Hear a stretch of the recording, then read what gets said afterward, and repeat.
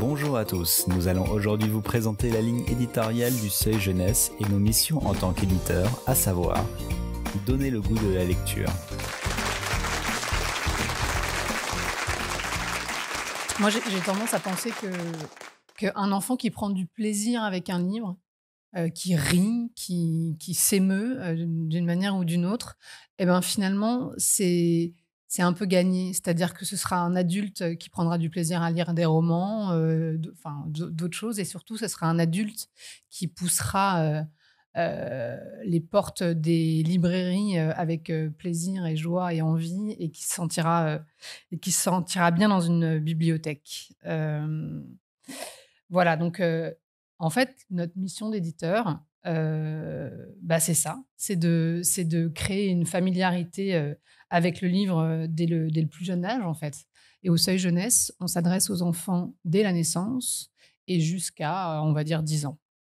Alors évidemment, on ne s'adresse pas aux enfants de la même manière selon qu'ils ont 6 mois, que ce sont des bébés, on ne s'adresse pas de la même manière à des préadolescents. Voilà, donc ce qu'on va vous montrer la prochaine heure, c'est la manière dont on s'adresse aux enfants selon leur âge. J'ai juste envie de dire que ce n'est pas une relation de livre-enfant.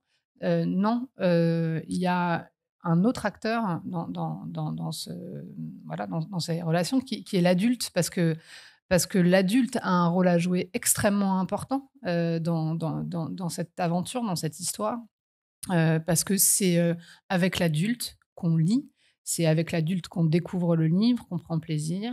Voilà, donc au Seuil Jeunesse aussi, on n'oublie pas les parents, parce que en tant que mère, moi, je sais à quel point c'est pénible de lire un livre que j'aime pas, qui m'ennuie, que je trouve un peu cuculapraline et tout ça. Donc on s'évertue à faire des livres qui plaisent aux enfants et qui plaisent aussi aux plus grands. Et bien voilà. Est-ce que ça marche? Oui, ça marche. Bonjour. Alors, moi, je vais vous parler tout d'abord des livres pour les bébés, puisque au Seuil Jeunesse, on fait des livres pour les 0-3 ans, donc pour les bébés. Ça fait plusieurs années qu'on renforce un petit peu cette partie de notre production. On va avoir près de 11 livres sur l'ensemble de notre programme en 2021 pour la petite enfance. Alors, faire des livres pour les bébés, qu'est-ce que c'est? Alors d'abord, les enfants entre 0 et 3 ans, c'est finalement un lectorat entre guillemets privilégié, puisque on le voit dans tous les cabinets des médecins, pas d'écran avant 3 ans. Donc les enfants à cet âge-là sont vraiment des éponges. Ils sont curieux de tout, et c'était d'ailleurs le point de départ de la réflexion de Thierry Dedieu quand il a créé sa collection Bon pour les bébés que vous connaissez. C'était de se dire, c'est génial de s'adresser à ces 0-3 ans parce qu'ils sont vraiment curieux de tout ce qu'on leur montre. Ils sont très très ouverts, très très curieux.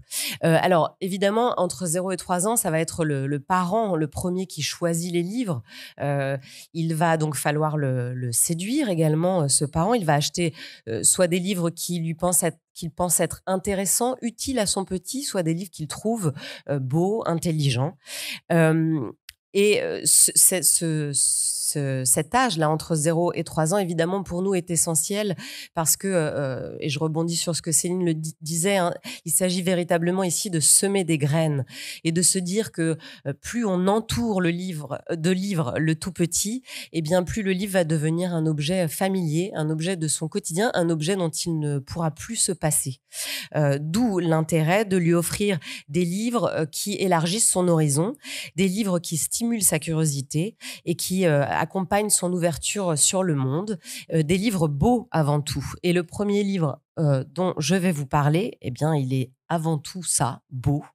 L'imagier du vivant de Martin Jarry, c'est 64 pages de beauté finalement. C'est un imagier pas comme les autres, c'est un imagier qui est à la frontière entre l'imagier et le beau livre. On s'adresse vraiment aux tout petits, mais on s'adresse aussi aux parents parce que on leur offre tout d'abord un livre d'artiste. Martin Jarry, c'est un grand artiste. Il faut avoir un jour eu ses originaux entre les mains ou les voir dans une galerie. Ce sont des images vibrantes, transparentes, vivantes. Il travaille avec des couches de peinture successives.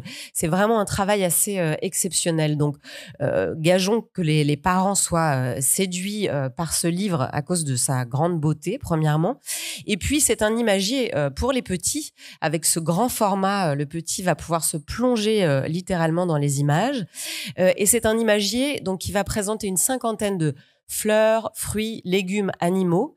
Mais on n'a pas voulu les classer comme ils peuvent être parfois dans les imagiers parce que dans la nature, eh bien, les fruits, les fleurs, les animaux ne sont pas classés comme ça par catégorie. Ils vont se rencontrer, ils vont résonner les uns avec les autres. Et donc, alors je vois pas bien ce que vous voyez, mais on va ici travailler sur des résonances. Alors des résonances de couleurs, mais aussi des résonances de forme. Hein. Le rond de la pastèque va répondre au petit rond du petit pois, qui lui-même va évoquer la carapace de la tortue. On va avoir des résonances aussi, le lièvre et la carotte, évidemment, hein, le prédateur et ce qu'il mange, sa carotte. On va mettre en valeur l'extraordinaire nuancier qu'est la nature, qui nous présente vraiment toute une gamme de couleurs. Et cet imagier, qu'est-ce que ça offre au petit ? Ça va lui permettre de découvrir le monde, une partie du monde qu'il ignore, certaines choses qu'il ignore encore.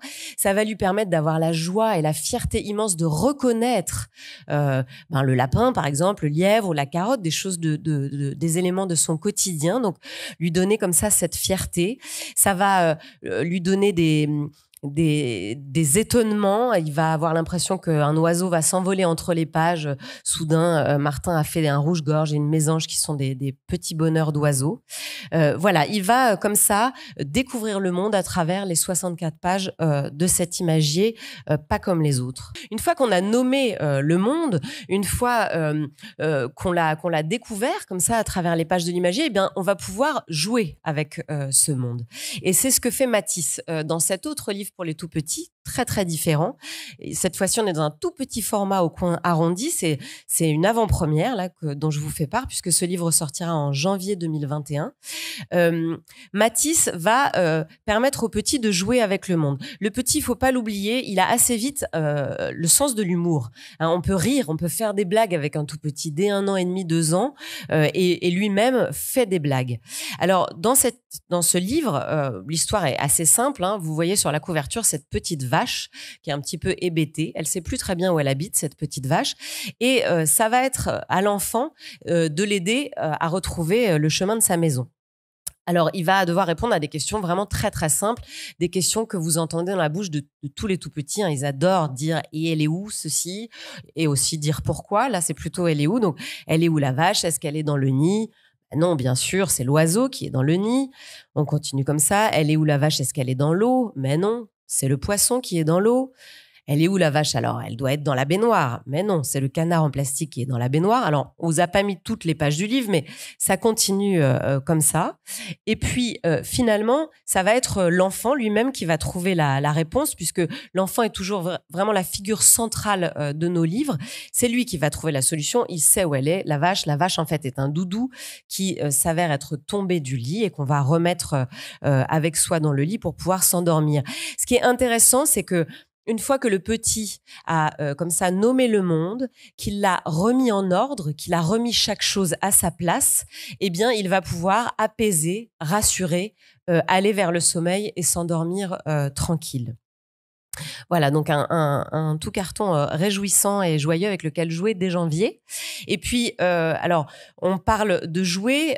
Une autre collection avec laquelle on a vraiment eu envie de pousser le petit à jouer avec le livre, c'est cette collection de Pauline Caliugini que vous avez sûrement vu passer. On en a 2 qui sont déjà sortis, c'est Voilà l'été et Voilà l'hiver. Et il y en a 2 nouveaux qui vont sortir en 2021. Voilà le printemps. Alors, je vous parle du printemps alors qu'on sort de l'été, mais ça redonne un peu d'espoir pour traverser cette période. Et puis ensuite, voilà l'automne, bien sûr. Alors, j'en parle très vite. C'est tout carton. L'idée, c'était, comme leur titre l'indique, d'entrer dans les saisons, de découvrir les saisons à travers ce qui fait toutes ces petites joies des saisons, tout ce qui les caractérise, et de découvrir le monde ici du bout des yeux et du bout des doigts, puisque ces livres ils ont des zones de vernis sélectif, des zones zones qui sont en relief, ils ont des flaps. Donc le petit va vraiment pouvoir découvrir comme ça le monde du bout des yeux et du bout des doigts. C'est une découverte un petit peu sensuelle du monde qui l'entoure et des saisons qu'il traverse et qui reviennent. Et vous savez, comme le petit a besoin d'être rassuré avec cette récurrence, les choses qui reviennent, de retrouver le bonheur, ici le bonheur de l'automne qui nous attend avec ses marrons et ses sauts dans les flaques avec nos bottes. Alors, je vais m'arrêter un tout petit peu plus longtemps sur cette collection à venir qui va s'appeler Le monde autour de moi. 4 livres à venir en 2021. Cette collection, alors, c'est intéressant, c'est Cécile Roumiguière, avec qui je travaille depuis 10 ans maintenant, que vous connaissez bien également, qui a eu pour la première fois envie, et ça montre à quel point ce secteur de la petite enfance commence à titiller des auteurs et des illustrateurs qui ne s'y intéressaient pas vraiment jusque-là. Cécile a eu envie d'écrire court et d'écrire pour les tout-petits. Et elle m'a offert ces 4 textes. Alors, comme souvent dans notre travail d'éditeur, ça va être de trouver qui va illustrer ces textes. Et alors moi, ça faisait des années et des années que je rêvais de travailler avec Marion Duval, illustratrice qui travaille notamment pour Albin Michel et dont vraiment j'aime l'univers intelligent et splendide. Et à chaque fois que je lui ai proposé des choses, malheureusement, elle déclinait en me disant qu'elle était concentrée sur ses projets personnels ou qu'elle manquait de temps. Et puis là, coup de bol. Alors, est-ce que c'est parce que Marion Duval a eu une petite fille et que elle-même s'est mise à regarder avec plus de curiosité et d'intérêt cet univers de la petite enfance? Elle a été emballée par ces textes de Cécile et elle a accepté de les illustrer. Alors, ces 4 livres qui vont permettre de découvrir le monde à travers les 4 éléments, le ciel, donc l'air, l'eau, le feu et la terre. Les 2 premiers qui sortiront en mars, c'est le ciel et le feu. Et ces livres fonctionnent toujours de la même manière. Alors, on part du tout petit. On commence par lui, le tout petit, cette petite main d'enfant qu'on va retrouver dans les 4 livres. On part de l'enfant. Et puis ensuite, dans les doubles pages, on va retrouver à chaque fois le même principe. À gauche, je confonds toujours ma droite et ma gauche, mais par là, on va partir de l'univers du tout petit, ce qui le rassure, ce qu'il connaît, son univers quotidien. Ici, vous voyez l'enfant à l'aube qui est sur le point de se réveiller, confortablement blotti dans sa turbulette avec sa tétine et son doudou, une image comme ça très tendre. Et puis à droite, on va découvrir le monde justement, le monde, le vaste monde au sein duquel l'enfant se sent parfois un petit peu petit, qui peut l'effrayer un petit peu au départ, mais que l'adulte va guider l'enfant et va l'aider à découvrir ce monde et à l'apprivoiser. L'idée est bien que le petit devienne autonome et qu'il sorte petit à petit du giron familial. Donc voilà, on va avoir cette ouverture sur le paysage, ici ce paysage qui se réveille lui aussi, qui est encore un peu dans les brumes de l'aube.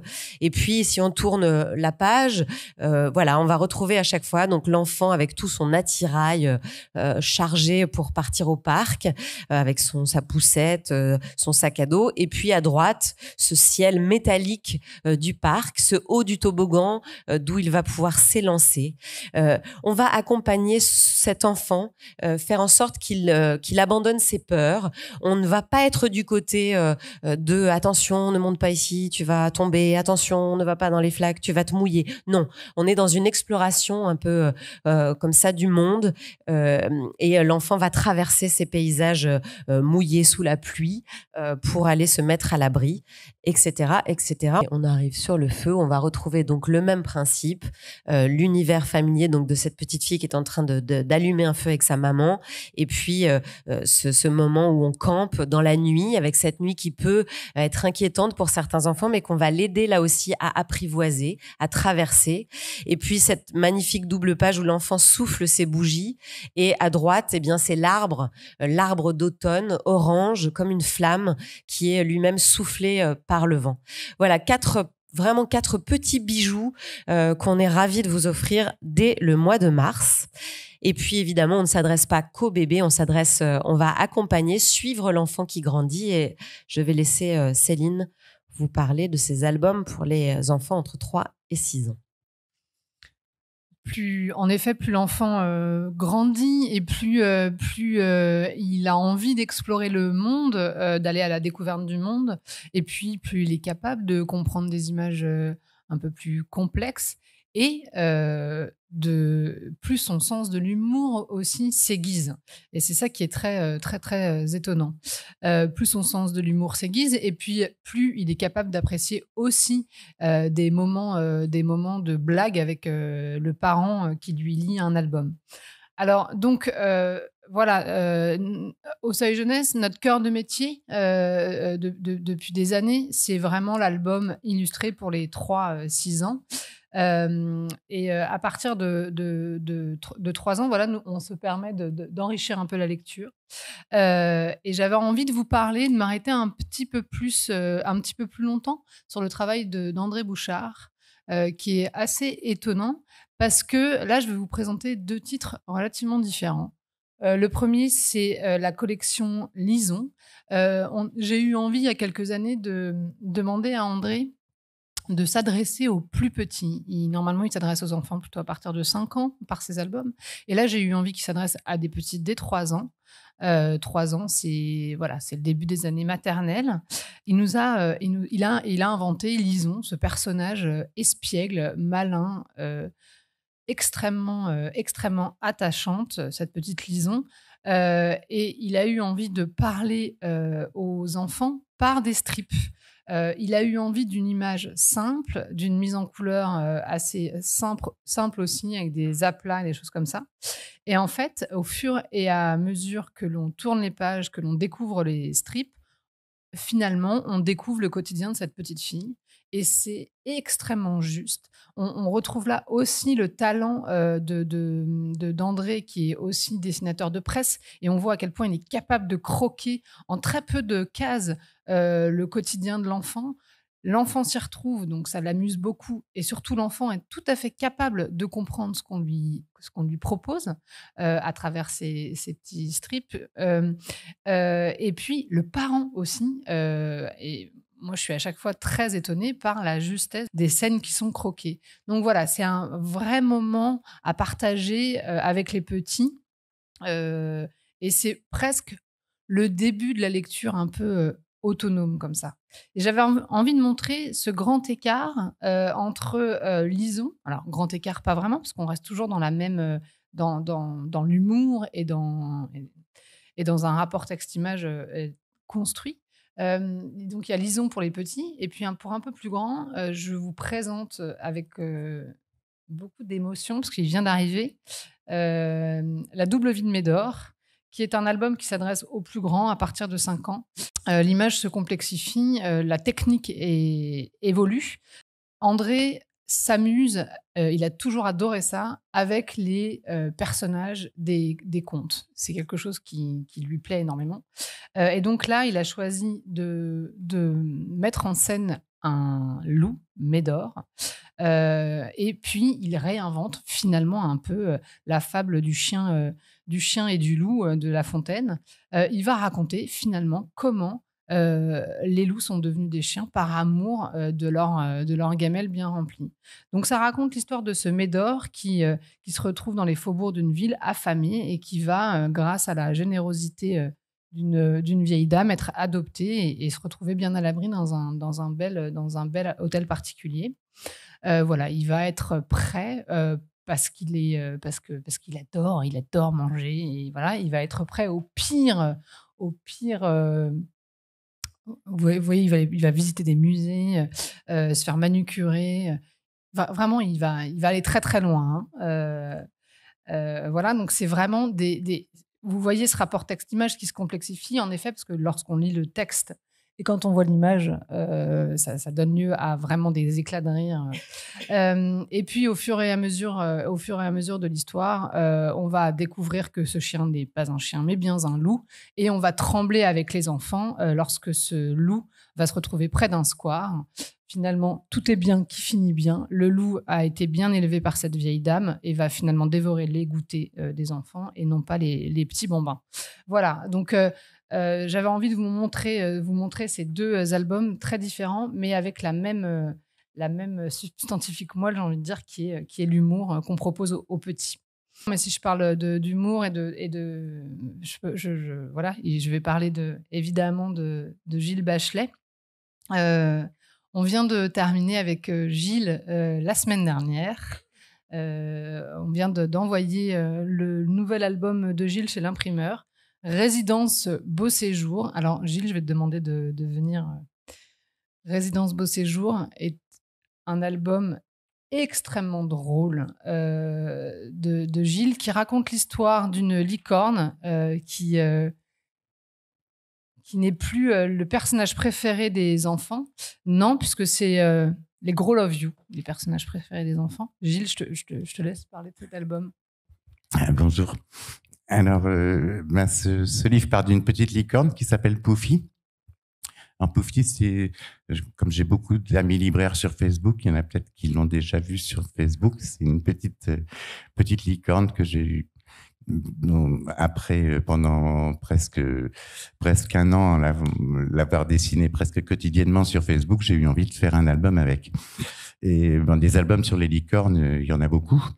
Et donc, je suis justement parti du principe que c'était un peu fini et que les licornes devaient prendre leur retraite.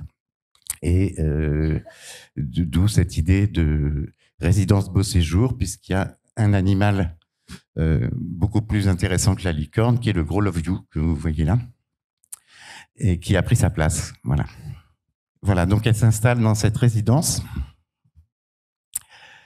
qui n'accueille pas que des licornes, qui accueille aussi tout un tas de tous ces personnages qui sont un petit peu sortis des faveurs des enfants, prennent leur retraite dans cette maison.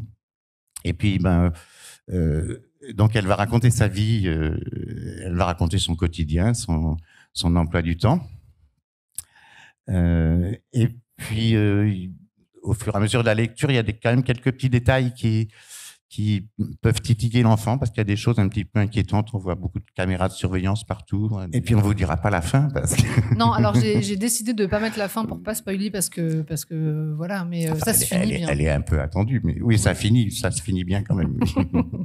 J'espère que vous voyez sur ces images qui sont pas forcément de très bonne qualité, mais à quel point, comme d'habitude, Gilles s'amuse déjà avec ce rapport texte-image très riche, mais avec des milliards de petits détails et beaucoup d'hommages encore. Beaucoup d'hommages. Et voilà. Et donc, Gilles est un auteur-illustrateur phare de notre catalogue, avec qui j'ai un grand plaisir à travailler et qu'on a plaisir à retrouver tous les ans. Comme on a pu le voir avec tous ces albums, il se passe beaucoup de choses entre 3 et 6 ans dans cette lecture qui n'est pas encore une lecture autonome, mais qui est un grand moment de circulation entre le texte et l'image, et un grand moment aussi de partage entre l'enfant et le parent, en tout cas entre l'enfant et l'adulte. Tout notre travail consiste à donc rendre l'image attrayante, en la complexifiant parfois, et le texte suffisamment efficace pour la faire parler. Je vais vous montrer un exemple à ce sujet qui est assez évocateur. Il s'agit de La vie en rose. Alors, La vie en rose, c'est un ouvrage qui va paraître au mois de mai prochain. Donc, je suis très contente de vous le montrer en avant-première. C'est un livre de Julien Bert. C'est la première fois qu'on accueille Julien Bert au Seuil, donc on en est très heureux. On aime beaucoup son univers, son humour, sa poésie. Et c'est une illustration d'Alain Pilon, que vous devez bien connaître aussi. Et là, ça donne un mariage très efficace, puisque tout le livre repose sur le principe de l'antiphrase. En gros, ce qui est raconté, c'est l'histoire d'un petit garçon qui se réjouit de tout. Et c'est là qu'on va vraiment découvrir que le bonheur, c'est une affaire de point de vue, parce que finalement, tout ce qui lui arrive et qui est raconté par l'image, c'est tout sauf réjouissant. Ça commence par un retour de l'école pour lequel il se réjouit parce qu'il vient d'avoir une très bonne note. Et puis, on va découvrir avec ses parents qu'en fait, c'est loin d'être le cas vu qu'il a eu 2 sur 20. Et par la suite, va avoir lieu un voyage. Il part en vacances avec ses parents. La préparation des bagages se passe super bien, selon ce qu'il nous dit. Et on va découvrir à chaque fois que c'est tout l'inverse qui se passe. Vous allez voir tout le talent d'Alain Pilon pour dessiner des atmosphères et créer des plans très efficaces. On le voit notamment dans ce voyage jusqu'à l'aéroport qui, soi-disant, se passe extrêmement bien aussi. Il n'y a personne sur la route, selon l'enfant. Quand on arrive sur la plage de l'île en question, c'est formidable parce que l'île, apparemment, nous dit l'enfant, est restée très sauvage. Elle est tout à fait paradisiaque, etc., etc. On découvre une chambre avec grand panorama, une nourriture, tout ce qu'il y a de plus délicieux et local, une vie sur la plage extrêmement agréable puisqu'on peut s'exposer au soleil sans protection, et enfin des découvertes absolument merveilleuses au fond de l'eau. Je vous dis pas la fin, elle est vraiment formidable, et assez pince sans rire. Vous la découvrirez bien assez tôt. Voilà, donc ici, on voit comment le trait faussement naïf d'Alain Pilon vient servir vraiment l'histoire. Et surtout, ça nous montre comment l'enfant et l'adulte peuvent se rencontrer autour d'un livre et ne pas forcément rire des mêmes blagues. Et d'ailleurs, c'est tant mieux parce que, justement, on peut le voir dans le livre de Gilles, le Résidence Beau Séjour, l'adulte pourra vraiment se marrer à reconnaître, par exemple, la pseudo-moquette de Shining. On est plutôt content que l'enfant, lui, ne la reconnaisse pas tout de suite. Donc, ici, c'est un peu pareil. Et c'est très important pour nous de se dire que, voilà, à partir du moment où un enfant et un adulte rient ensemble autour d'un livre, même si ce n'est pas pour les mêmes blagues, c'est un moment de lecture réussi. Je voulais m'arrêter un tout petit peu sur cette notion de concentration sur l'image parce que c'est une question que vous abordez beaucoup, Michel, dans votre livre et que j'ai trouvé très intéressante puisque vous parlez des écrans et de leur contenu et des nombreux stimuli, des stimuli désordonnés qu'ils véhiculent, stimuli visuels, auditifs, qui empêchent donc une véritable concentration. La lecture, c'est tout l'inverse. On perçoit bien comme cela peut se transformer en un exercice de concentration ludique, une concentration qui n'est pas un effort, qui pousse l'enfant à se concentrer fort sur l'image et ce qui lui permet de développer une véritable attention visuelle, qui n'est pas donc la pseudo-attention que vous décrivez, Michel, dans votre livre, pseudo-attention procurée par les écrans. Donc c'est là aussi que se trouve notre rôle, c'est de proposer un contenu qui stimule, donc on l'a bien vu par l'humour, mais aussi par la poésie. Alors, je suis très heureuse pour cette raison de vous montrer le dernier né, Murdo. Il vient d'arriver. C'est vraiment une petite merveille. Ça nous permet de nous arrêter sur l'aspect objet. Le livre, pour nous, c'est aussi un objet. Là, il y a la petite jaquette, sa petite couverture avec ses pantones. Voilà, Angèle nous montre ça très bien. Murdo, c'est un livre vraiment inclassable. C'est Murdo, le livre des rêves impossibles. Il sort au mois d'octobre. Comment le décrire ? C'est un petit trésor de miscellanée. On va suivre ce personnage, donc Murdo, qui est un petit yéti qui vit entre les pages d'un livre. Voilà, donc, et on va le suivre dans ses élucubrations, dans tout son esprit fantasque et dans les descriptions de son univers et de tout ce qu'il appelle donc ses rêves impossibles, tout ce qu'il voudrait faire et qu'il ne peut pas faire, mais qu'il est bon quand même de décrire entre les pages d'un livre. Et là, petit à petit, grâce à Murdo, on va rentrer dans un monde où, en fait, les codes du monde adulte sont défaits au fur et à mesure. C'est un monde dans lequel, par exemple, une lettre de l'alphabet peut prendre la forme d'un escargot.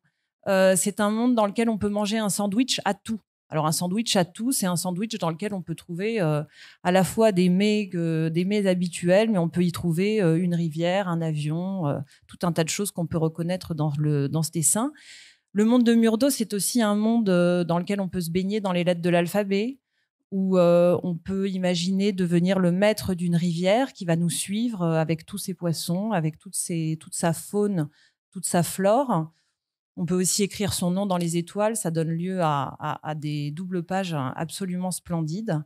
Il y a tout un travail dans ce texte et dans son illustration et sa mise en page qui a été fait autour des correspondances qu'on peut avoir entre les lettres, les dessins. On le voit avec cette page dans laquelle on trouve des confettis à la place des « i ».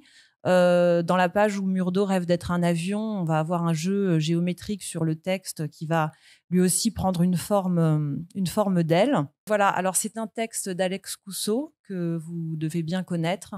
Donc, j'ai pas besoin de m'arrêter là-dessus. C'est un texte absolument magnifique, toujours à hauteur d'enfant et en même temps très profond. C'est illustré par Eva Offredo, qui est une jeune illustratrice, mais qui se fait de plus en plus connaître et qui a fait aussi un travail fantastique de réponse au texte d'Alex. Je précise que c'est un projet pour lequel ils sont venus me voir tous les deux. Ils avaient pour projet d'écrire ce livre ensemble. Le texte avait été écrit par Alex pour qu'Eva l'illustre. Ça donne un objet qui est extrêmement harmonieux à tous les niveaux. Et surtout, ce que je disais un peu plus tôt, toujours à hauteur d'enfant. C'est-à-dire qu'on aborde ce terrain où comment dire, on trouve partout des correspondances. Les couleurs peuvent répondre au son. Enfin, il y a quelque chose de baudelairien dans les couleurs, les sons et les parfums qui se répondent. Voilà. Et ça, c'est quelque chose qui est au fond extrêmement enfantin. Toute cette circulation poétique qui a tendance plus tard, l'âge adulte arrivant, à être figé par des codes plus précis. Donc nous, on est content de pouvoir se glisser à cet endroit-là pour pouvoir introduire un petit peu de poésie. Et moi, la poésie, j'ai tendance à penser qu'elle se niche un peu partout. Il faut juste ouvrir grand ses yeux pour la découvrir. J'avais envie de vous parler un petit peu de mon travail avec Marie d'Orléans. En 2018, elle a publié au Seuil Nous avons rendez-vous, qui est un album qui a connu un très joli succès grâce à vous. Et j'ai trouvé que là, elle avait effectué une espèce de virage dans son travail parce que Marie, elle pouvait un peu, peut-être par crainte, se cacher derrière de l'absurde. Voilà. Avec Nous avons rendez-vous, elle a décidé de raconter une histoire assez simple qui était une balade nocturne à la découverte, jusqu'au lever du soleil. Notre cabane, en fait, c'est un petit peu la même chose. Elle va puiser un peu dans ce qui la touche, dans ce qui l'a touchée, dans cet album. Et elle nous raconte, finalement, elle nous tient par la main et puis on plonge avec elle dans un grand bain d'enfance. Parce que qu'est-ce qu'il y a de plus enfantin et qu'est-ce qui nous rappelle plus notre enfance que les cabanes, justement. Elle raconte une histoire extrêmement simple d'un départ en balade de 3 enfants, frères, sœurs, on ne sait pas très très bien, cousins. En tout cas, c'est le printemps, la nature est magnifique et les enfants partent en promenade à travers les herbes hautes jusqu'à leur cabane. Sauf que c'est une journée un peu particulière et que les enfants vont être surpris comme ça par une tempête qui va leur faire peur. Et en fait, je trouve dans cet album, il y a beaucoup de poésie parce que c'est cette espèce de poésie du quotidien, j'ai envie de dire, comment la nature peut être nous émerveille, nous émeut, et comment ça crée de la poésie d'une certaine manière. Et puis, elle raconte aussi quelque chose de très, très beau, c'est-à-dire que avec cet album, on a envie d'aller à la découverte du monde. On a envie d'être curieux, on a envie... voilà, elle nous tient la main, on n'a pas peur de cette tempête qui éclate, de ce ciel qui s'obscurcit tout à coup, et puis la tempête passe, le soleil revient, les enfants vont jusqu'à leur cabane un peu tremblotants comme ça en se disant mais elle aura jamais tenu, et la cabane qui est l'espèce de la métaphore comme ça du refuge, du foyer, de l'endroit où on est à l'abri. Et puis oui, la cabane a tenu et les enfants vont s'y retrouver et vont pouvoir fomenter tout un tas de projets incroyables comme retourner boire une petite tisane de pissenlit le lendemain. Voilà, moi c'est un album qui continue à m'émouvoir des dizaines et des dizaines de lectures après et de relectures parce qu'il y a cette espèce de justesse qui raconte seulement cette cette émotion du quotidien, d'être vivant et d'être touché par ce qui nous entoure. Donc, le livre pour rire, le livre pour rêver, mais le livre aussi pour jouer. Puisque quel plus beau terrain de champ d'exploration pour nous, d'abord éditeurs, que le livre. On va pouvoir expérimenter des choses diverses et variées, et notamment en faisant des livres à système, des livres pop-up, comme nous en faisons tous les ans au Seuil Jeunesse. Et puis, quel magnifique aussi terrain de jeu pour nos petits lecteurs, mieux qu'un jeu vidéo, un livre. Et c'est le cas de Dans sa valise, le prochain livre de Clotilde Perrin. Non, je vais le garder. Clotilde Perrin, donc vous la connaissez bien, et puis vous avez magnifiquement défendu tous ces livres qu'on a fait avec elle au Seuil Jeunesse, notamment la trilogie À l'intérieur des méchants, des gentils et des émotions, qui a reçu un accueil formidable, et je vous remercie pour ça. Cette année, on fait avec elle un livre qui va s'adresser quelque part un petit peu plus petit que les précédents. D'abord, il a un plus petit format. Et ce livre, il place vraiment l'enfant comme acteur du livre, puisque tout simplement, le livre ne peut pas avancer sans l'enfant qui entourne plus que les pages, aussi les flaps, puisqu'il y a plus de 35 flaps dans ce livre qui vont permettre à l'intrigue d'avancer. Donc, on ouvre cet ouvrage et on va comme ça arriver à « Il était une fois donc derrière des collines ». On va tourner le premier flap, une charmante maison avec à l'intérieur, toc, toc, toc. On entre, un petit homme qui préparait sa valise, et le petit chat derrière sa fenêtre va nous poser une première question. Qu'est-ce qu'il a bien pu mettre dans sa valise? On va avoir la réponse à la double suivante, et on va voir que le petit homme a mis dans sa valise tout ce qui est bien utile pour un voyage. Donc un gros pull pour les jours où il fait froid, évidemment un slip de bain parce qu'on n'est jamais à l'abri de croiser la mer, un croque-monsieur en cas de petite faim, et une clé. Et puis, il va partir comme ça pour un voyage un peu onirique. Il va traverser les mers et les montagnes. Il y a le charme un peu des récits sans queue ni tête d'Arnold Lobel dans ce livre. Et au fur et à mesure de son périple, il va trouver des objets qu'il va mettre dans sa valise, et puis prendre des objets dans sa valise pour s'en servir. Et c'est là où on va stimuler comme ça l'attention de l'enfant, qui va devoir rester bien concentré sur cette valise, puisque à la toute fin de l'ouvrage, on va lui poser la même question qu'au début. Qu'est-ce qu'il y a dans cette valise? Donc voilà, il est vraiment l'enfant là, acteur du livre, et puis son attention, sa concentration sont mises à rude épreuve avec cet album donc absolument charmant et inventif, et plein de trouvailles amusantes comme Clotilde en a le secret. Ça sortira donc en octobre 2020. Autre terrain d'exploration et livre vraiment pas comme les autres sur lequel j'ai eu la joie de travailler cette année. C'est, alors là, on est à la frontière du livre et de l'objet. C'est Guillaume Guéraud et Renaud Perrin qui sont venus me voir avec ce projet pas comme les autres. Guillaume Guéraud, vous le connaissez bien, il est auteur notamment au Rouergue, et puis Renaud Perrin, un merveilleux graveur qui fait des images splendides. Et donc, ils m'ont proposé ce projet où, là encore, vraiment le lecteur est central, et il va jouer avec le livre. Alors, au centre, on va trouver une carte à déplier. C'est un petit peu comme la carte routière que vous avez dans vos voitures, mais cette fois-ci, elle appartient à l'enfant, et il va pouvoir lui-même jouer et se déplacer sur cette carte. L'objectif, évidemment, c'est de trouver un trésor, et pour trouver ce trésor, l'enfant va disposer d'abord d'un livret, d'un carnet, le guide des aventuriers, dans lequel il va croiser des aventuriers divers et variés. Il va lire leurs récits, puisque, j'insiste, le texte, la littérature est centrale. Il ne s'agit pas seulement d'être dans le jeu. On va donner à lire, donner à voir, à regarder, à observer. Donc, dans ce guide, il y a plein de petits jeux, des énigmes à résoudre. Et l'arme fatale de notre aventurier, c'est un miroir. Alors, le miroir, on peut l'utiliser de manière très simple en le passant sur des messages écrits à l'envers. On va lire les messages à l'endroit. Ça marche à tous les coups. C'est même assez amusant pour les adultes. Et puis, deuxième utilisation plus originale, on va rouler ce miroir. C'est pas tout à fait comme ça, mais vous avez le mode d'emploi dedans. La seule chose qui est pas marquée dans le livre, c'est qu'il faut enlever le film de protection sur le miroir.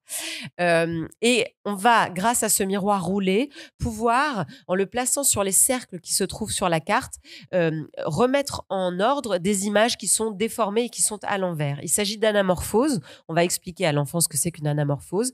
Et donc, en remettant ces images en forme, dans le bon sens, il va aussi pouvoir y lire des messages secrets et avancer dans sa quête pour trouver ce trésor.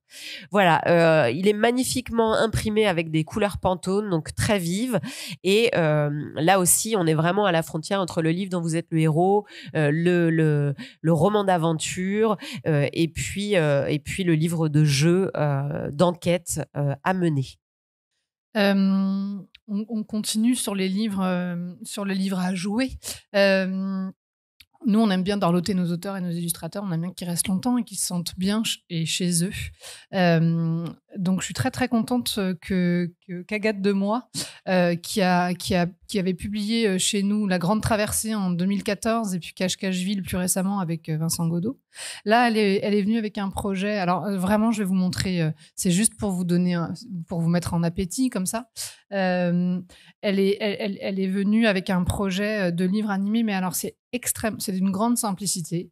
Voilà, il n'y a rien de spectaculaire. C'est vraiment au service de son histoire. Donc les enfants des 3 ans s'intéressent évidemment à ce qui les entoure. Et là, elle s'est intéressée à la ville, Agathe. Tiens, je vais bien te montrer. Donc, je vais vous montrer juste, c'est une première maquette de travail, en fait. Et en fait, l'originalité de ce projet, c'est qu'au fur et à mesure de la lecture, les cahiers se rétrécissent. Et en fait, c'est une balade comme ça dans la ville, de l'extérieur à l'intérieur, comme ça. Donc, l'enfant va découvrir les différentes strates, tout ce qui compose la ville, avec des illustrations extrêmement réussies d'Agathe, très chaleureuses. Et voilà. Et au fur et à mesure de cette promenade, on va se retrouver au centre de la ville, sur la place, où on va retrouver une petite famille de canards un peu paumés dans une fontaine. Ils n'ont pas grand-chose à faire là. Il faudrait plutôt qu'ils retournent à la rivière. Et donc là, les habitants vont entrer en jeu et vont accompagner cette famille de canards jusqu'à la rivière. Donc oui, on parle aux enfants de de la ville et de ce que ça peut avoir d'un peu parfois inquiétant parce qu'on peut s'y sentir un peu seul, mais aussi de ce qui peut se passer dans la ville en termes de solidarité, de rencontres, d'amitié. Voilà, un album qui va paraître en octobre 2021. Donc, c'est vraiment... faut être un peu patient. Voilà. Maintenant, je vais vous parler des enfants au-delà de 6 ans, enfin des enfants, des livres pour enfants. Là où ça se corse, parce que jusque-là, tout était à peu près facile, puisqu'entre 3 et 6 ans, on a vu toute cette lecture, partage, etc. À partir de 6 ans, les choses se corsent donc parce que c'est le moment où l'enfant commence à lire seul. Il apprend à lire à l'école. C'est le moment où la lecture risque de devenir synonyme d'effort, de corvée, etc. Donc c'est vraiment un point d'équilibre complexe parce que nous devons nous adapter à son âge et en même temps ne pas abdiquer trop vite quant aux formes qu'on lui propose. C'est pas parce qu'on a 6 ans qu'on lit plus d'albums, par exemple, ou qu'on est plus susceptible d'en lire. C'est pas parce qu'on a 6 ans qu'on passe directement à la BD et que à la BD, etc., etc. Donc, en quelques exemples et très rapidement, on va vous montrer comment on s'adapte. Voilà. Alors, je suis très heureuse de vous présenter ce livre. Pareil, il vient d'arriver, L'Épouse de Lac. C'est un livre donc qui va sortir en octobre. C'est un texte d'Anne Jonas que vous devez bien connaître et c'est un conte. Et il est illustré par un jeune illustrateur italien qui s'appelle Andrea Serio. Alors, très rapidement, l'histoire, je ne vais pas vous la raconter en entier, mais c'est l'histoire d'un empereur qui a tout, devant qui tout le monde se prosterne et qui est évidemment insatisfait, malheureux, et qui ne comprend pas pourquoi on ne pose pas sur lui un regard d'amour. Tout le monde le craint, donc évidemment, personne ne peut l'aimer. Et un jour, au détour d'un de ses nombreux pillages, il découvre chez un empereur voisin donc un tableau magnifique sur lequel est peint une jeune femme au merveilleux regard d'amour, justement. Et donc, l'empereur va s'enfermer dans un pavillon caché de tous avec ce portrait. Ce qui est très important dans ces textes-là, les textes de contes notamment, c'est qu'on commence à aborder des questions très complexes, des problématiques assez fortes qui sont des problématiques de la vie et de l'âge adulte. Et surtout des problématiques qu'on va retrouver plus tard dans la forme romanesque. Ici, je parle de l'insatisfaction. Il y a quelque chose qui est de l'ordre de l'amour impossible, de l'hubris, etc. Et qui infuse à travers le texte sans être dit de manière pédagogique, puisque on n'est pas du tout un éditeur à vocation pédagogique. L'illustration accompagne cette transition vers la complexité avec, on le voit ici, un dessin qui est accessible mais qui en même temps qui offre des cadrages plus complexes, des cadrages originaux, qui nous met plus à distance des personnages et qui propose aussi, qui se déploie selon une technique, la technique du crayon de couleur, qui donne lieu à de multiples nuances. Voilà, je pense que cette image que vous voyez en témoigne de manière assez claire. Voilà, ça, c'est une manière de s'adapter pour nous sans abandonner l'album. Autour du conte, il y a vraiment énormément de choses à faire. Le conte, on dit souvent que c'est compliqué parce que les enfants ne lisent plus de contes. Et en même temps, on sait de manière intuitive, de par les retours qu'on a de vous régulièrement, que quand même, les livres de contes, il faut que ça reste dans les rayons, que les parents y reviennent, en tout cas les grands-parents y viennent beaucoup pour offrir justement. Mais enfin, indépendamment de cet aspect-là, il y a quelque chose de très fort dans le conte lui-même, qui traverse les siècles et qui fait que ça vaut le coup de continuer à en faire. Alors, des textes plus longs pour les plus grands, ou des textes plus nombreux, puisque on va vous proposer là, qui va sortir donc en novembre, un recueil d'histoires, histoires à piocher, donc 208 pages d'histoires. Elle est intéressante, enfin elle est amusante, l'histoire de ce livre, parce que c'est un livre qui s'est fait un peu dans un sens inverse par rapport à d'habitude. D'habitude, on reçoit des textes et on cherche des illustrateurs. Là, c'est le contraire. Un jour, j'ai croisé Christian Roux, donc cet illustrateur qui travaille depuis longtemps, qui avait notamment fait Le Petit Chaperon Rouge, qui avait très bien fonctionné chez nous. Je l'ai croisé à une exposition et il m'a dit, voilà, j'ai fait une 50aine d'images, des images un peu étranges, et moi, j'écris pas moi-même, je connais pas vraiment d'auteur. Qu'est-ce que je pourrais bien en faire ? Et j'ai eu cette idée d'appeler Philippe Le Chermeyer, que je connais depuis longtemps, pour lui dire, voilà, est-ce que si je te donne ces 52 images, est-ce que tu accepterais d'en piocher une trentaine pour raconter des histoires à partir de ces images ? Et il a été emballé par le projet, il a accepté, et ça donne donc 35 histoires qui nous rappellent combien l'image est riche. L'image pourtant qui ne bouge pas, on n'est pas dans les images d'écran, ce sont des images fixes, mais extrêmement riches, polysémiques, des images qui contiennent chacune en elles 1000 histoires, des images qui sont des activateurs d'imaginaire. Et donc, ces images qui parfois sont le point de départ d'une histoire, parfois sont le point final de cette histoire, voilà, ont inspiré Philippe qui a ce talent extraordinaire d'être capable de sauter d'un genre littéraire à un autre, d'une forme littéraire à une autre. Donc, on va trouver des dialogues, on va trouver des lettres, on va trouver des récits, tous un peu extraordinaires, qui tordent le cou à la réalité, à l'ordre du monde tel qu'on le connaît. Le monstre, celui qui fait peur, va pas forcément être celui qu'on croit. Des histoires pour jouer à se faire peur, qui inversent donc l'ordre. Alors, on le voit dans l'image d'après, je crois, par exemple, là où vous voyez que finalement, le prédateur, ça va être la souris et pas le chat. Voilà, des histoires on va pouvoir zapper éventuellement d'une histoire à une autre, aller piocher à son tour celle qu'on veut lire, ou lire tout du début à la fin. Ces histoires, encore une fois, à mon avis, vont être un magnifique terrain d'exploration, notamment pour les professeurs. Philippe Le Chermeyer est lui-même professeur dans un lycée, donc il a vraiment ce lectorat en tête et il lui offre ici une somme d'histoires savoureuse. On a voulu faire de ce livre un très beau livre, un objet précieux, un livre pour les grands. Donc, il a un tranche-fil, il a un signet, il est vraiment d'une très belle fabrication. Un cadeau vraiment pour les plus grands.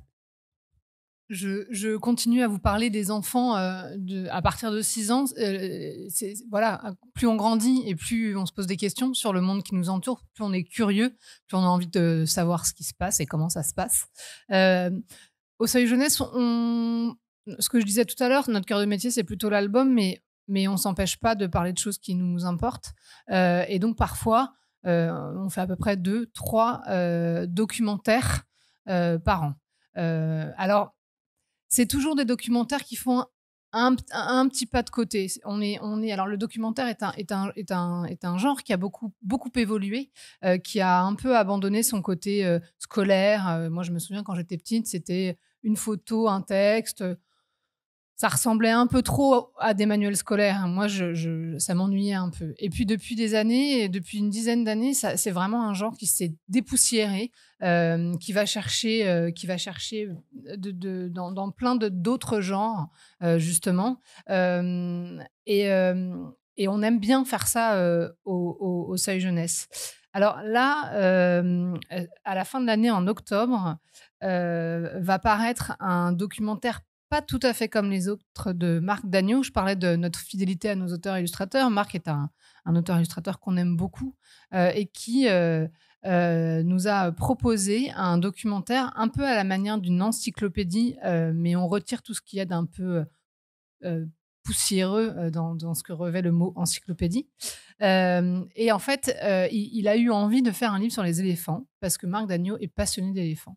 Marc Dagneau, c'est quelqu'un qui est amené à voyager, qui a été amené à voyager pas mal en Afrique, dans différents pays d'Afrique, et ce passionné d'éléphants est allé à leur rencontre. Et il a une matière assez incroyable parce qu'il a il a fait des croquis, parce qu'il s'est beaucoup documenté. Et il a apporté ce projet à Angèle l'année dernière en disant « Je veux faire un livre sur les éléphants, mais ça va être un peu du bric-à-brac. » Et en fait, ce n'est pas ça. C'est un livre à lire donc de A à Z dans lequel on pioche des tas d'informations différentes avec vraiment des niveaux d'informations très différentes. On passe de l'anecdote à un texte plus scientifique, à des carnets, à des carnets intimes, des journaux intimes, parce que Marc a pris beaucoup de notes. Et ça fait un livre qui est varié du point de vue du texte, mais qui est aussi extrêmement varié du point de vue de l'illustration. On retrouve tout son talent réuni en un seul livre, des croquis incroyables de précision, finalement, de la gravure sur bois. Je crois que vous en avez eu juste, là c'est plus numérique, mais voilà, des choses très impressionnantes. Et surtout, on sort de cette lecture complètement charmé et on a appris des choses, on s'est amusé. Voilà, c'est un livre qu'on est très, très, très heureux de publier au Seuil Jeunesse et qui sortira en octobre. Le livre d'art, très rapidement, c'est un sujet important pour nous. C'est un sujet difficile en librairie. On sait que c'est difficile à vendre. Et en même temps, c'est des livres qui restent souvent longtemps. Ça nous intéresse beaucoup parce que c'est un beau résumé du travail d'éditeur, parce qu'on doit mettre en scène donc des images existantes pour attirer l'attention de l'enfant vers un monde auquel il ne s'intéresserait pas a priori. Là, on le voit tout de suite sur la couverture avec Sorcière. Bon, ce thème plus que d'actualité. On a joué sur les formes enfantines. On n'a pas hésité à jouer sur le kitsch, on peut le dire, pour être à la frontière, pour rester, dans un domaine enfantin. On a joué aussi à l'intérieur sur les codes du grimoire, avec une grande simplicité, mais quand même des textes en couleur, en utilisant la police gothique, etc., mais toujours pour mettre en valeur l'œuvre. Selon un déroulé qui nous permet de découvrir évidemment de grandes figures de sorcières, les éléments types de l'univers de la sorcière, le sabbat, des événements historiques, les événements historiques que l'on sait avec la chasse aux sorcières, etc. Et tout ça en ayant pour souci de faire découvrir au fur et à mesure différents types de techniques à l'enfant et en lui exposant l'histoire de ces sorcières et l'histoire de leur représentation à travers un texte qui soit justement comme une histoire racontée. C'est un livre de Pauline Duclos-Grenet qui a cette double casquette, c'est-à-dire qu'elle est chercheuse en histoire de l'art et en même temps elle est professeure en collège, donc elle a vraiment cette capacité à raconter des histoires sur n'importe quel sujet. Vraiment, c'est une très grande réussite. Et j'enchaîne dans un tout autre style avec le gros livre des petits jardinages, dont vous connaissez bien sûr Le Grand Frère, le gros livre des petits bricolages. Donc on est vraiment très content de retrouver Martine Camilleri. Là aussi, c'est une avant-première puisque c'est un livre qui va sortir en mai prochain. Et ici, c'est vraiment la permaculture pour les petits, avec l'art du détournement que l'on connaît chez Martine Camilleri, qui va nous enseigner ici la manière d'utiliser nos épluchures, de faire pousser des plantes sur notre balcon, de faire une petite bibliothèque à graines, etc., etc. Ça s'adresse aussi bien aux enfants qui vivent en ville qu'aux enfants qui vivent à la campagne. C'est aussi bien pour le balcon que pour le jardin, en été, en hiver. Tout est possible. Et ce qui aurait pu être fastidieux devient tout à fait charmant. Voilà, c'est un livre vraiment délicieux. Alors, pour s'adresser, pour piquer la curiosité de ces enfants qui ont 6 ans et plus et qui s'émancipent, qui commencent à se détourner de l'album en disant « bon, on en a mangé là pendant 6-7 ans, on a envie d'autre chose », eh bien, on va suivre 2 axes de développement voilà, pour les intéresser. Le premier, il a commencé dès 2020, puisque les 2 premiers livres sont sortis la semaine dernière. C'est cette collection de romans illustrés dont on a eu envie, Le Grand Bain. Le Grand Bain, ça s'adresse à des enfants à partir de 8 ans, donc des enfants qui savent lire tout seuls. C'est pas des premières lectures. Et l'idée, c'était de créer cette passerelle entre notre univers de l'album et l'univers de la fiction, du roman ado, qui va être plus long, de moins en moins illustré. On a eu envie donc d'offrir à ces lecteurs des textes plus longs et des textes richement illustrés. Hein. C'est très important. L'image reste au cœur de ces projets. Donc, il y a 8 doubles pages illustrées à l'intérieur du roman et chacun de ces livres sont emballés dans une affiche à découvrir qu'on va déplier, donc comme un souvenir de lecture, une grande image, comme ça, une carte blanche qu'on a offert à l'illustrateur qui va pouvoir donc faire cette grande image et qui va permettre à l'enfant de se replonger dans sa lecture à travers cette image. Ce sont des textes d'auteurs et d'illustrateurs français qui vont pouvoir aborder, mais toujours par la bande, des sujets qui sont pas forcément simples. Dans Lou a oublié sa tête, on va aborder le sujet du divorce, le sujet des migrants, mais toujours un petit peu avec un pas de côté. Et ce sont des livres qui sont avant tout très drôles, très impertinents, très piquants. Dans Quand les escargots vont au ciel, on va parler des questions des religions avec ce petit escargot qui a fini écrabouillé dans un parc et 4 enfants vont se retrouver à se gratter le menton autour de lui, 3 enfants. Qu'est-ce qu'on en fait? Comment est-ce qu'on l'enterre si on est de telle ou telle religion? Il va y en avoir 4 apparaître en 2021. Les 2 premiers sortiront en avril. Hervé Giraud nous offre un magnifique texte qui traite notamment de la phobie scolaire avec l'enfant qui croyait qu'on ne l'aimait pas, et je suis ravie parce que Émilie Glisson, qui a été révélation à Angoulême en 2019 avec Tête drôle de coco, a accepté de l'illustrer. Et le second, c'est Béatrice Fontanelle qui nous parle justement des dangers des écrans avec Comment chasser les zombies de mon lit, qui sera illustré par Loïc Froissart, et puis on en retrouvera 2 en septembre suivant. Voilà, une collection vraiment qu'on a voulu réjouissante. Vous voyez, quand on enlève la jaquette, on a des livres comme ça aux couleurs acidulées à collectionner, et on espère que ça va devenir des incontournables. Deuxième piste que nous allons suivre, c'est la piste de la BD, du roman graphique, et là j'ai vraiment la joie immense de vous annoncer annoncé 2 livres qui sortiront qu'en septembre et octobre 2021. Donc, c'est vraiment de avant-première, qui vont être 2 gros enjeux pour nous et 2 livres, moi, qui me tiennent particulièrement à cœur. Puisette et fragile, c'était mon cœur léger du confinement. C'était pas toujours très drôle cette période du confinement. Et puis quand on reçoit comme ça un projet un peu magique, et ben ça gonfle le cœur de joie. Alors, Puisette et fragile, c'est un projet qui m'a été apporté par Samuel Ribéron, illustrateur jeunesse, et il a décidé de mettre en image un spectacle vivant. Ce spectacle vivant monté par Estelle Olivier et Laure Poudevigne. Donc, c'est important, c'est d'abord un spectacle vivant. C'est un texte qui a passé cette épreuve du feu. Camille parlait tout à l'heure des conteurs qui mettent comme ça les textes en mots et qui les mettent à l'épreuve du feu d'un public. Ben là, c'est pareil. Puisette et fragile, ça va nous raconter l'histoire de cette petite fille, Puisette, qui, ma foi, a une lourde tâche, celle de faire et de défaire tous les matins la mer. Elle vit toute seule sur son île avec son pingouin. Tous les matins, elle met les nuages dans le ciel, elle gonfle les poissons, elle installe les vagues. Son emploi du temps est réglé comme du papier à musique.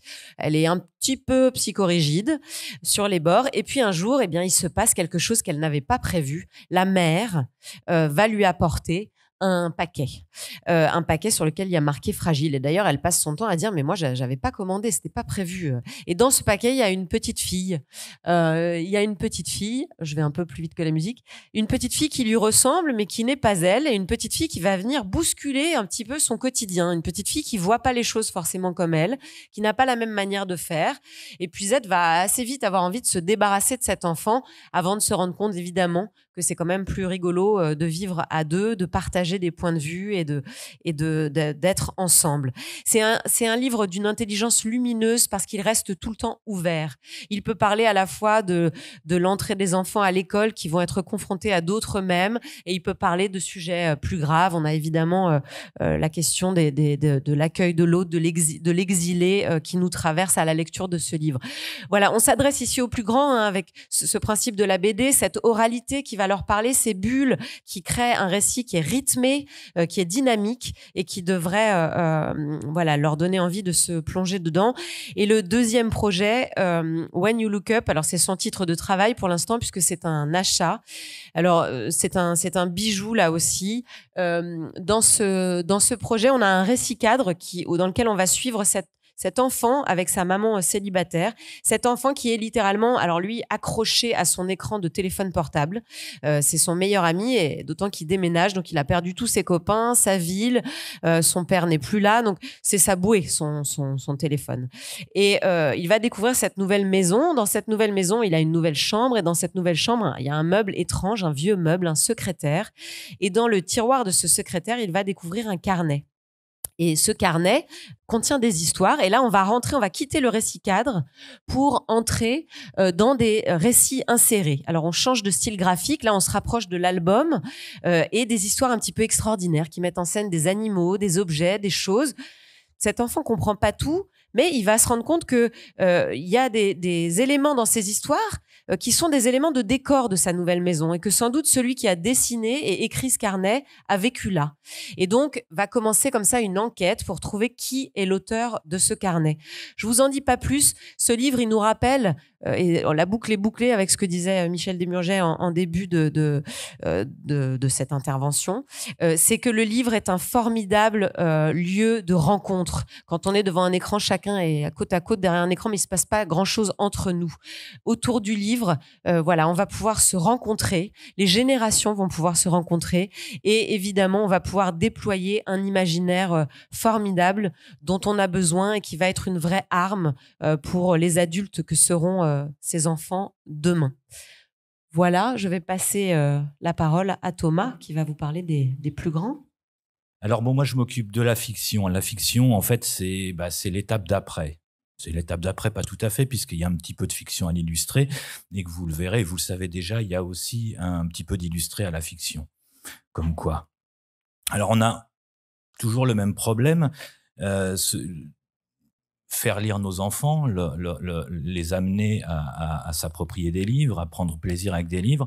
Et on a un problème autre encore, c'est que plus les enfants grandissent, moins les parents sont relais. C'est-à-dire que les enfants apprennent à lire tout seuls, on leur demande de se débrouiller. Les parents ne lisent plus l'histoire avant d'aller se coucher, donc on pourrait penser que c'est perdu. Eh bien non, c'est pas perdu. Et on se bat pour faire lire nos enfants. Alors il y a pour ça des armes qui sont fatales. En voilà une, le journal du dégonflé. Vous avez tous, bibliothécaires ou libraires, vécu l'expérience, le parent ou le grand-parent qui arrive. Bonjour, je voudrais un livre pour mon garçon, parce que les garçons, c'est encore pire, ils lisent encore moins que les filles et ils forment les bataillons qui jouent sur les PS4. Je le sais bien, j'ai un fils de 12 ans. Et voilà, je cherche un livre pour mon gamin qui ne lit pas, qui ne veut pas lire. Vous leur proposez le dégonflé et vous avez tous fait l'expérience suivante. Ça marche. Pourquoi ça marche? Je me garderai bien de le dire. Je ne sais pas. Quand c'est sorti, a priori, les éditeurs français n'en voulaient pas, puisque les lecteurs étaient censés vouloir des héros avec des super pouvoirs, tel Harry Potter. Et puis, il s'est avéré que finalement, ils étaient aussi très contents de retrouver un personnage qui leur ressemblait et qui leur racontait des blagues et sa vie quotidienne au collège avec ses parents, son petit frère, ses animaux domestiques, etc., etc. Et voilà, et ça a donné un succès planétaire. Chez nous, en France, effectivement, c'est devenu une référence. Un texte simple, beaucoup d'humour, de la vie quotidienne et des illustrations abondantes. Peut-être c'est là la recette miracle pour amener un grand nombre d'enfants au livre, sachant qu'évidemment, on espère qu'ensuite, ils n'auront plus besoin d'images, mais s'ils ont encore besoin d'images, grand bien leur fasse, les images ne font de mal à personne tant qu'elles sont sur des livres. Juste un petit mot aussi sur l'auteur, parce que je sais qu'en France, on a, moi aussi, face au succès, il y a toujours une petite méfiance. On se dit, oh là là, tel succès, c'est louche. On aime bien chez nous que les choses se battent pour arriver à un petit succès, mais quand elles ont un grand succès, on s'en méfie un peu. J'ai aussi ce réflexe culturel très, très français. Et puis j'ai rencontré Jeff Kinney, je suis allé chez lui aux États-Unis. Alors Jeff Kinney, il habite à côté de Boston, à 80 km de Boston.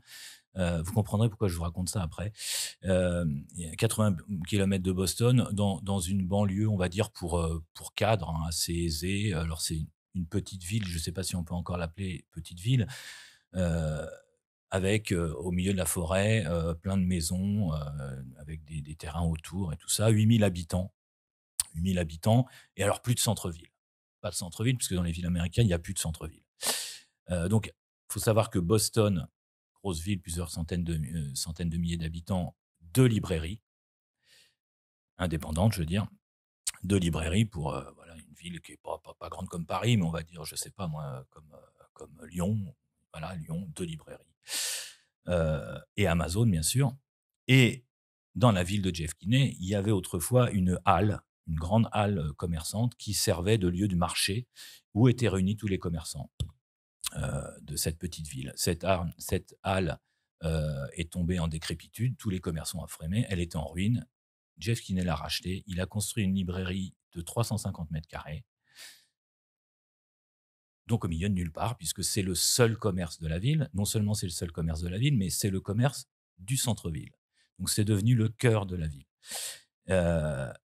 C'est pour ça, parce que finalement, tout ce succès, il va le remettre au service du livre, aussi du livre jeunesse et de la culture au-delà de ça en général. C'est-à-dire qu'au-dessus de la librairie, il y a une salle pour les gens, pour les cours de théâtre, pour le yoga, pour les cours de chant. Et toute personne dans la cité qui veut utiliser cette salle, elle est gratuite, elle permet à chacun de s'exprimer et tout ça autour de l'univers créé par le livre. Donc finalement, cet Américain plein de succès nous ressemble vous ressemble. Il est aussi libraire, il y a un vrai combat, il y a un vrai... et aux États-Unis, c'est encore moins gagné que chez nous parce que des librairies, il n'y en a plus, ou très très peu, uniquement dans les très grandes villes. Et il y a un enjeu de taille à faire vivre le livre. Il en est bien conscient. Il a des enfants lui-même qui sont des jeunes, des préados. Les faire lire, c'est un enjeu de taille et il réussit fort bien. Donc je vous remercie de soutenir ces deux séries de Jeff Kinney que sont le Journal du dégonflé et le Copain formidable, qui continueront à sortir 2 fois par an, le Copain formidable au mois de mai ou avril, je ne sais plus, et le dégonflé au mois de novembre. Le tout prochain s'appelle Le Grand Bain et sortira le 6 novembre. Non, c'est vous qui avez copié sur moi. Voilà. Alors, on avait fait, pour faire lire ces lecteurs, il y avait quand même une petite recette chez Jeff Kinney, c'est associer le texte à l'illustration. Amener progressivement l'enfant au texte via l'illustration. On connaît le succès de la bande dessinée auprès des jeunes lecteurs et des plus grands, succès qui ne cesse de grandir. On avait eu aussi au Seuil la série Tom Gates, qui a connu aussi un joli succès en associant texte et image. Alors on va continuer à développer des nouveautés, des nouvelles séries, et notamment en faisant appel aux auteurs français, parce qu'on sait que le problème de Jeff Kinney, c'est qu'il ne va pas visiter nos classes, il ne vient pas visiter vos librairies, et qu'il est nécessaire qu'on ait des auteurs qui soient nos ambassadeurs auprès de vous et des ambassadeurs auprès de nos lecteurs. Et on est très heureux d'accueillir Dorothée de Montfred. Dorothée de Montfred, vous la connaissez notamment pour la série Les Toutous, chez nos amis de l'École des loisirs. Elle avait un projet assez différent, qui nous a tout de suite emballés. Ce projet, elle le voulait justement comme un mixte entre de la bande dessinée et du texte. Alors Marimoto, c'est une petite fille, je ne sais plus quel âge elle a parce que elle est pas très âgée, mais elle a un sacré courage qui l'a fait passer pour plus grande qu'elle n'est. Elle a un problème, c'est qu'elle a des parents hyper protecteurs. Ils veulent même pas la laisser acheter du pain parce que traverser la route, quand même, c'est dangereux. Ça, c'est quand même une tendance, hein, globalement. Les parents sont très protecteurs et ils ont raison. Il faut protéger nos enfants. Mais parfois, pour les enfants, c'est un peu dur. Et puis un jour, alors elle a quand même une échappatoire. C'est sa grand-mère qui est peintre, qui est une originale, une vieille grand-mère qui fume la pipe. Alors, ça, c'est pas un bon exemple pour les enfants. Sans doute dans un livre américain, ce serait pas autorisé. Mais nous, on va se l'autoriser. Et un jour, ils sont en vacances chez la grand-mère et il y a un super orage. Je ne sais pas si c'est peut-être un ouragan, c'est une tempête monumentale. La toiture s'écroule, les parents se retrouvent coincés sous la toiture et la grand-mère se blesse en essayant de réparer quelque chose. Le téléphone est coupé. Comment Marie va-t-elle pouvoir sauver ses parents? Elle veut prendre son vélo pour aller chercher du secours. Le vélo s'est envolé dans un arbre. Reste une chose, la moto de sa grand-mère. Et donc, Marie va partir à travers la campagne désolée, ravagée, à la recherche d'un téléphone pour pouvoir prévenir les secours qui viendront peut-être, s'ils ont le temps, s'ils ne sont pas trop occupés ailleurs, sauver ses parents et sa grand-mère. Eh ben, les images sont passées, la voilà qui part, en pleine nature. Donc, vous avez pu voir, parce que c'est la 3e image qu'on vous projette, le mixte assez intéressant entre... Alors, vous aurez des pages avec plus de texte, des pages avec moins de texte, des pleines images illustrées. Ce sera toujours en quadrille. Voilà. Et cette Marimoto, thème d'actualité, quand même, elle avait bien pressenti le truc quand même, Dorothée de Montfred, c'est que après cet ouragan, tous les adultes que Marie va trouver sur son chemin sont à la rue. Les seuls qui ont gardé la tête froide, ce sont les enfants. Et ces enfants vont l'aider à aller chercher du secours. Alors, c'est l'incarnation de l'optimisme, cette gamine. C'est pas qu'elle a peur de rien, elle a peur, attention. seul sur une moto quand on a 11 ans, c'est pas facile quand on est le seul enfant. Voilà, bon. Mais après une période troublée et difficile à laquelle aucun adulte n'a trouvé de solution qui satisfasse tout le monde, peut-être que c'est Marimoto qui va nous montrer la voie. Une autre petite série qui commence, à laquelle je tiens beaucoup. On est toujours, alors là, on est sur les 7-10 ans. C'est L'école des super. L'école des super, c'est une série qui m'a été proposée par Nicolas et Héloïse Sériel. Ce ne sont pas leurs vrais noms, ce sont des pseudos. En réalité, ce sont 2 hommes, 2 écrivains, adultes et jeunesse aussi. Et ils avaient envie, et l'idée m'a plu, de mélanger leurs souvenirs de jeunesse qui étaient écartelés entre les histoires du petit Nicolas, c'est-à-dire l'histoire de cours de récré, l'humour à la française, la vie quotidienne, choses assez naturalistes, et puis les Strange de leur enfance, les BD de super-héros. Moi aussi, j'avais vécu entre ces 2 mondes, ça m'a bien plu. Et donc, ils avaient envie de mêler ces 2 choses. Ils sont venus me voir avec cette idée-là. J'aurais dit, ça m'intéresse. Et puis ensuite, on a travaillé ensemble à l'élaboration de la série. Ils avaient une autre idée que je trouvais assez belle, c'est quoi l'école ? C'est quoi l'école et de quelle école on rêverait ? Alors Michel disait tout à l'heure que l'école, c'était chouette. Nous, tous les 3, on avait un souvenir un peu plus mitigé. L'école, pour beaucoup de gamins, c'est quand même beaucoup de contraintes, beaucoup d'impositions. Et l'école, c'est aussi, ça peut être, pas tout le temps, heureusement, mais ça peut être une machine assez douloureuse. Assez douloureuse parce qu'elle impose aux enfants des choses qui ne leur correspondent pas forcément. Après, évidemment, quand on a 34 gamins dans une classe, on ne peut pas s'occuper de chacun. Je suis bien d'accord. Néanmoins, cette école des super, elle a pour principe que chaque enfant est super. Ça signifie quoi ? Ça signifie que c'est à l'école de dévoiler le super de chaque enfant. Et donc, à chaque épisode, on a un enfant. Cet enfant, il est finalement assez ordinaire. Et au cours de cette aventure, super aventure fantastique, puisqu'il va devoir se muer en super-héros, au moins à son niveau, et se battre contre des super vilains. En tout cas, il va découvrir que, tel qu'il est, en tout cas, il y a un potentiel. Et s'il croit en lui, l'école fera tout pour l'aider à développer ce potentiel.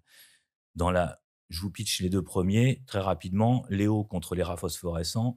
Léo, lui, ses parents sont des vrais super. C'est des super qui ont marqué la ville. Et ils ont des super pouvoirs super puissants. Mais lui, il a un seul pouvoir, il a des crottes de nez collantes. Donc, il est nul. Sauf que il va quand même réussir à éviter une invasion de rats phosphorescents qui sont venus détruire la ville. Dans le prochain, on rencontrera Diane contre des brocolis mutants. Diane, elle a 2 mamans. C'est une fille moderne. Elle a un super pouvoir, elle est super forte. Et ça, il n'y a aucun problème. Par contre, à chaque fois qu'elle l'utilise, elle se transforme, son costume s'impose à elle et elle se retrouve en bikini. Et ça lui va pas du tout, parce que ça correspond pas du tout à l'image qu'elle a d'elle, celle qu'elle veut montrer aux autres. Et puis, ces 2 mamans ultra féministes qui lui ont inculqué quand même des valeurs modernes, d'une image de la femme libre et pas victime de la mode bon, vous voyez ce que je veux dire. Voilà. Et bon, donc du coup, elle refuse d'utiliser ses super pouvoirs et le corps enseignant, le directeur, son prof de super pouvoir vont la mettre en contact avec la dame de la cantine. Alors là, horreur absolue, la dame de la cantine. Une femme obligée de travailler à la cantine. Putain, quel cliché. Oui, sauf que la dame de la cantine est une ancienne super. Et cette ancienne super, elle en connaît un rayon. côté identité féminine, et qu'elle va l'amener à développer son super pouvoir malgré tout, mais lui faire comprendre que si elle y croit, son costume peut être très différent de celui qui s'impose à elle jusque-là. Voilà, pour l'école des super. C'est illustré aussi. Je vous laisse observer les illustrations. Alors, les textes illustrés, oui, bon, quand même, je fais de la fiction. Moi, je suis un lecteur de textes. Et j'aime les textes. Je suis pas un grand lecteur d'images moi-même. Et si je suis dans ce domaine, c'est que j'aime les romans purs, les romans sans images, et que j'aime entraîner nos lecteurs vers des grands romans sans images. Pour moi, l'âge 8-12 ans, ce que les Anglais appellent le middle grade, l'âge intermédiaire entre l'enfance et l'adolescence, on va dire. Pour moi, c'est la fantaisie. J'étais un lecteur de Roald Dahl. Voilà, la fantaisie au sens large. Pas la fantaisie guerrière, la fantaisie, celle qui est héritée du conte, des récits merveilleux que des générations et des générations de parents ont raconté à leurs enfants. C'est cette fantaisie-là que j'aime parce qu'on peut tout y dire, parce que en s'affranchissant du naturalisme, finalement, on peut aborder des sujets terrifiants, on peut aborder, voilà, tout en faisant rêver, tout en apportant de l'aventure. Ce n'est pas la seule littérature qui soit, c'en est une, et c'est celle qui me plaît de développer beaucoup, vous avez pu le remarquer, au Seuil Jeunesse. Les rois, les maîtres de la fantaisie 8-12 ans, traditionnellement, c'est les Anglais. Donc j'essaye d'avoir le meilleur de la fantaisie anglaise. L'année dernière, on a lancé Malamander. On aura la suite Gargantis. Enfin, l'année dernière, c'était au mois de mars. Ça me semble loin déjà. On aura la suite Gargantis. C'était le top des ventes sur la tranche d'âge en Angleterre l'année dernière. L'année prochaine, donc on aura la suite Gargantis, la suite de Malamander, donc. Et puis, on aura une nouvelle série, Pinch of Magic. Un Pinch of Magic, c'est l'histoire de 3 sœurs, de 3 jeunes filles qui vivent sur une île brumeuse, à l'ombre d'une gigantesque et inquiétante prison dans laquelle est enfermé leur père. Les 3 filles, notamment la plus jeune, rêvent d'évasion, rêvent de sortir un peu de cette île brumeuse. Mais il se trouve qu'une malédiction pèse sur leur famille depuis la nuit des temps, qu'elles sont condamnées à la tristesse, à la brume et à un horizon bouché. Et puis un jour, elles vont découvrir 3 objets dans le grenier de leur grand-mère, 3 objets ayant appartenu à leurs ancêtres: un sac de toile de jute, une poupée en bois et un miroir doré. Elles comprennent que ces objets ont appartenu à leurs ancêtres, que ces objets sont magiques. Il reste à savoir comment les utiliser. Elles espèrent en tout cas qu'ils vont leur permettre de s'échapper de leur île et de briser la malédiction qui pèse sur elles. Alors les Anglais, c'est bien, mais comme on l'a dit tout à l'heure, les Anglais, ils viennent pas dans nos librairies, ils viennent pas dans nos bibliothèques. Alors j'essaye de faire venir à moi des auteurs, et à vous des auteurs de fantasy français. Ces auteurs de fantasy, quelquefois, ils arrivent par hasard. J'avais déjà travaillé avec Amélie Sarne. Amélie Sarne, j'avais publié des romans ados qui avaient connu un succès que je dirais mitigé. Et puis un jour, elle m'a appelé, on avait un contrat en cours, elle me dit: «Écoute, je vais pas l'écrire le bouquin, je te rembourse la Valoir, j'arrête». Ah bah, je lui dis: «Non, t'arrêtes pas». Non pas parce que le contrat est en cours, le contrat, je lui dis: «On l'annule le contrat, c'est pas grave. Mais t'arrêtes pas d'écrire». Elle me dit: «Mais si, ça sert à rien, il y a trop de livres en librairie, il y a trop de puis je sais plus quoi écrire, et puis les derniers sont pas bien vendus, puis». Bah, je lui dis: «Oui, mais tu es écrivain, un écrivain, ça arrête pas d'écrire, c'est comme ça, c'est difficile, c'est comme ça, mais tu n'arrêtes pas d'écrire, c'est pas possible. Alors ton contrat, on l'annule, et puis mais tu prends ton temps». Et puis elle me dit: «Oui, j'ai besoin de temps». Je dis: «Ouais, prends ton temps, je n'attends rien, je déprogramme». Et puis Et puis on a discuté quand même. Elle dit oui, je sais pas si j'ai envie d'écrire pour les ados, j'ai peut-être envie d'écrire pour les plus jeunes. Et puis voilà. Et puis je lui dis écrire pour les plus jeunes, il n'y a pas de problème. C'est voilà. Et puis elle a disparu un moment. Elle est rentrée dans sa caverne d'écrivain et puis elle a plus écrit. Donc, j'ai attendu et puis un jour, elle est revenue avec Carmin. Carmin, ça a été un vrai coup de foudre et je me suis dit ah voilà, elle a réussi à renaître. Elle a réussi à trouver là où elle voulait aller et elle a réussi à y aller. Et elle m'a dit voilà, en fait, j'avais envie de faire de la fantaisie, mais une fantaisie française, une fantaisie qui va puiser son inspiration et son imaginaire dans notre imaginaire à nous, à savoir la littérature populaire du 19e, Jules Verne pour le côté fantastique et l'exploration des mondes imaginaires.